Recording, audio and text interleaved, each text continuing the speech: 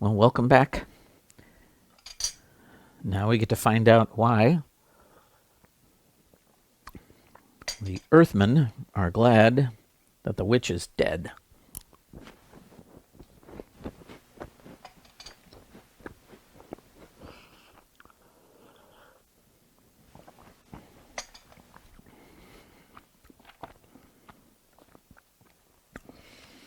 Chapter 14.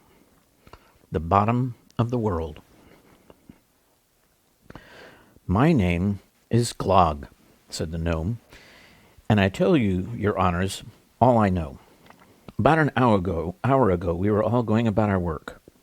Her work, I should say, sad and silent, same as we've done any other day for years and years.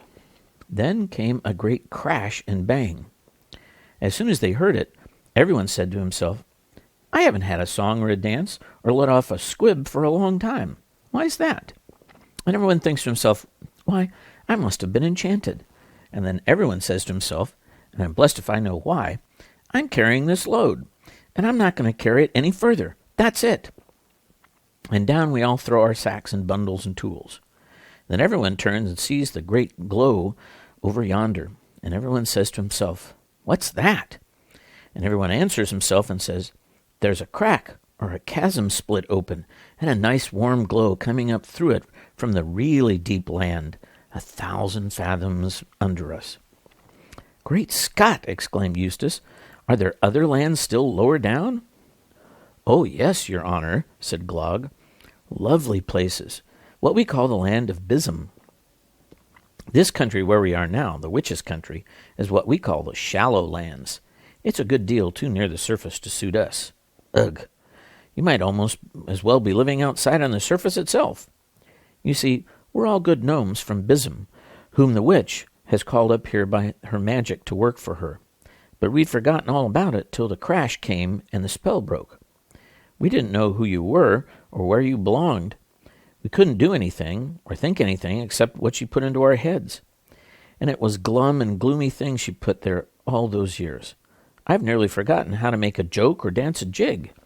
But the moment the bang came and the chasm opened and the sea began rising, it all came back.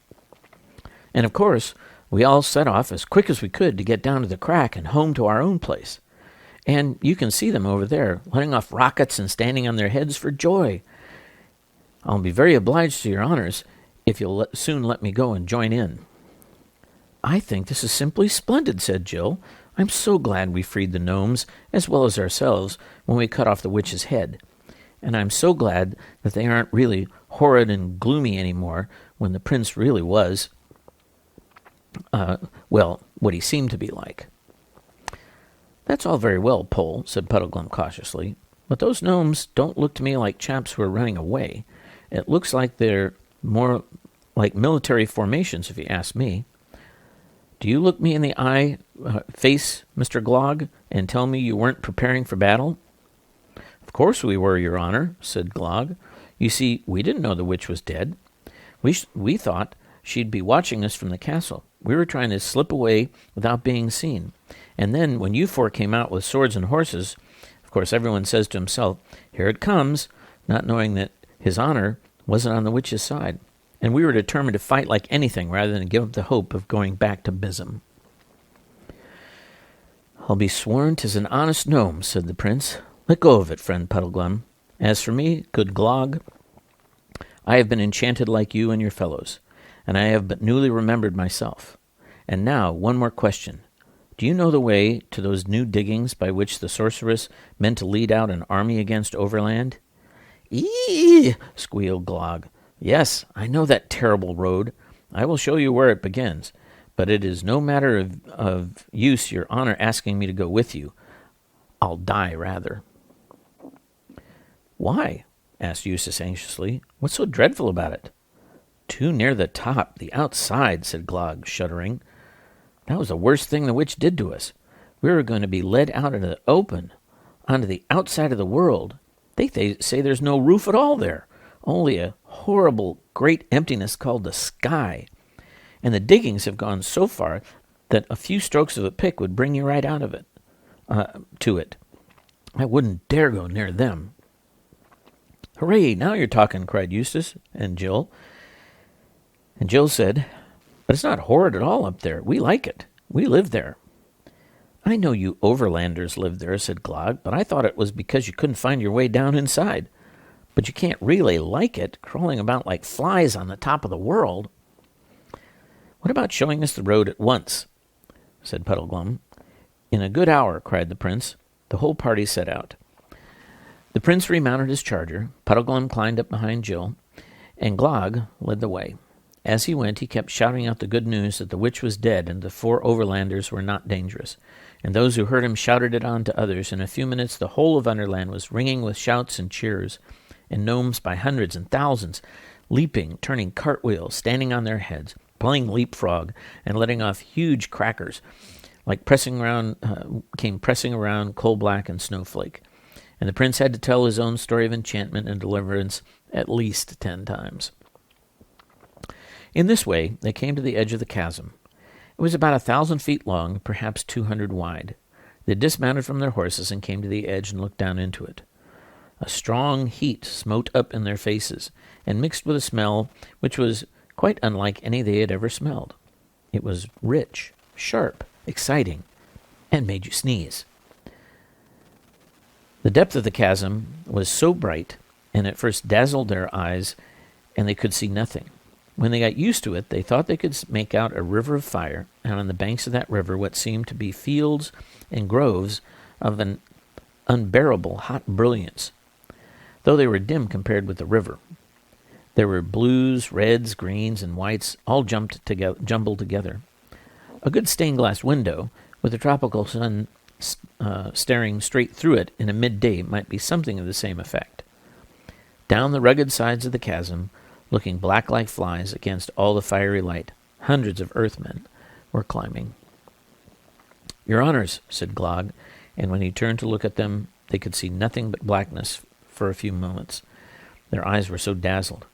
"Your honors, why don't you come down to Bizzim? You'd be happier there than that cold, unprotected, naked country out on top. Or at least come down for a short visit." Jill took it for granted that none of the others would listen to such an idea for a moment. To her horror, she heard the prince saying, "Truly, friend Glog, I have half a mind to come down with you, for this is a marvelous adventure, and it may be that no mortal man has ever looked into Bizzim before, or will ever have the chance again. And I know not how, as the years pass, I shall bear to remember that it was once in my power to have probed the uttermost pit of earth, and I forbore. But could a man live there? Do you swim in the fire river itself?" "Oh, no, your honor, not we. It's only salamanders live in the fire itself." "What kind of beast is your salamander?" asked the prince. "It's hard to tell their kind, your honor," said Glog, "for they are too white-hot to look at, but they are most like small dragons. They speak to us out of the fire. They're wonderfully clever with their tongues, very witty and eloquent." Jill glanced hastily at Eustace. She had felt sure that he would like the idea of climbing down in that chasm even less than she did. Her heart sank as she saw his face was quite changed. He looked much more like the prince than like the old scrub at Experiment House. For all of his adventures and the days when he had sailed with King Caspian were coming back to him.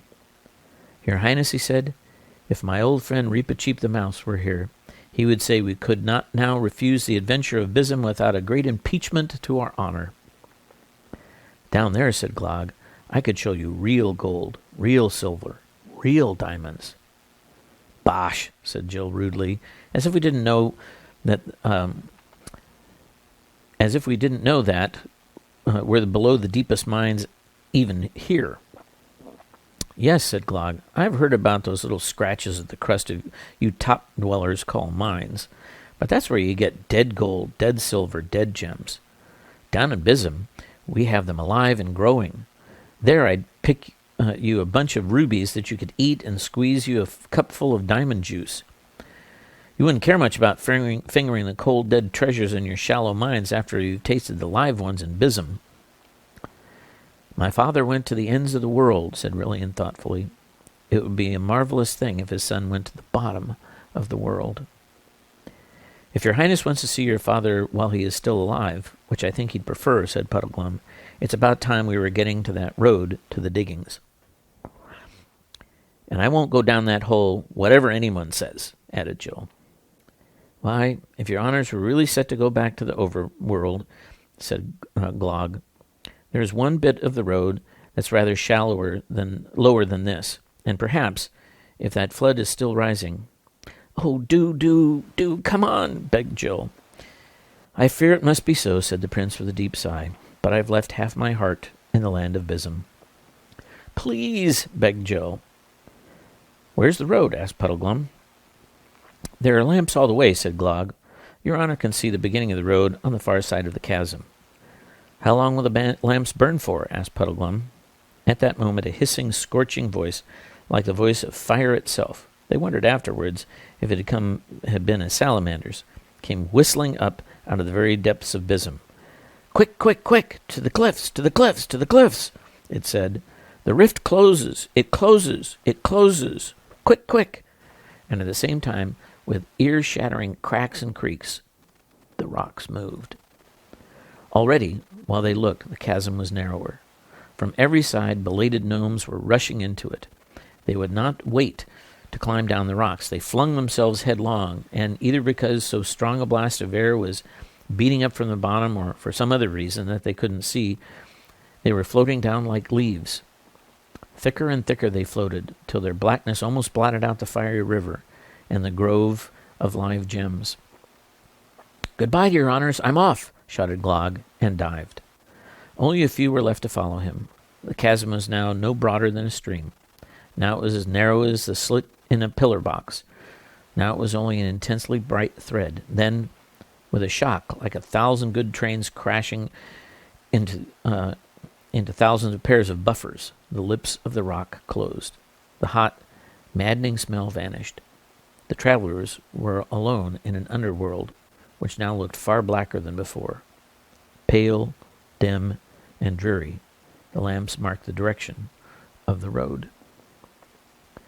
Now, said Puddleglum, it's 10 to 1. We've already stayed too long, but we may as well make a try. Those lamps will give out in 5 minutes, I shouldn't wonder. They urged the horses to a canter and thundered along the dusky road in fine style. But almost at once it began going downhill. They would have thought Glog had sent them the wrong way if they had not seen, on the other side of the valley, the lamps going up and upwards as far as the eye could reach. But at the bottom of the valley the lamps shone on moving water. Haste, cried the prince. They galloped down the slope. It would have been nasty enough at the bottom even 5 minutes later, for the tide was running up the valley like a mill race, and if it had come to the swimming, the horses could hardly have won over.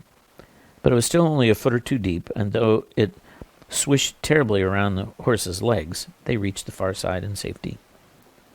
They began the slow, weary march uphill, with nothing ahead to look at but the pale lamps which went up and up as far as the eye could reach.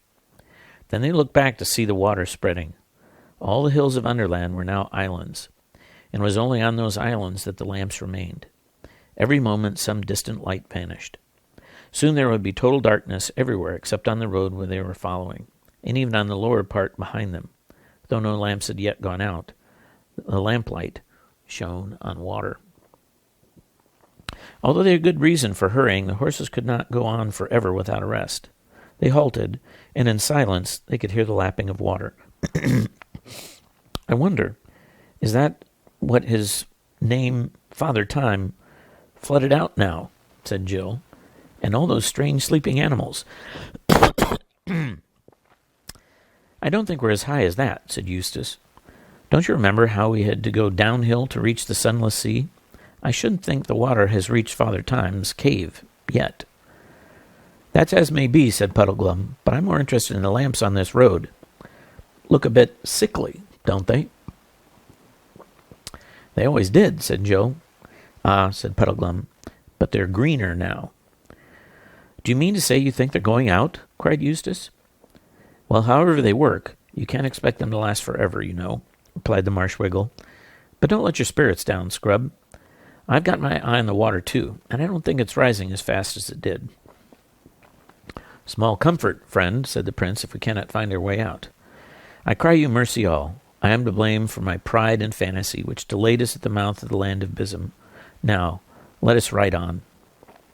During the hour or so that followed, Jill sometimes thought that Puddleglum was right about the lamps, and sometimes thought it was only her imagination. Meanwhile, the land was changing. The roof of Underland was so near that even by the dull light they could now see it quite distinctly, and the great rugged walls of Underland could be seen drawing closer to on either side. The road, in fact, was leading them up into a steep tunnel. They began to pass picks and shovels and barrows and other signs that the diggers had recently been at work. If only one could be sure of getting out, all this was very cheering. But the thought of going on into a hole that would get narrower and narrower and harder to turn back was very unpleasant. At last the roof was so low that Puddleglum and the prince knocked their heads against it. Their party dismounted and led the horses.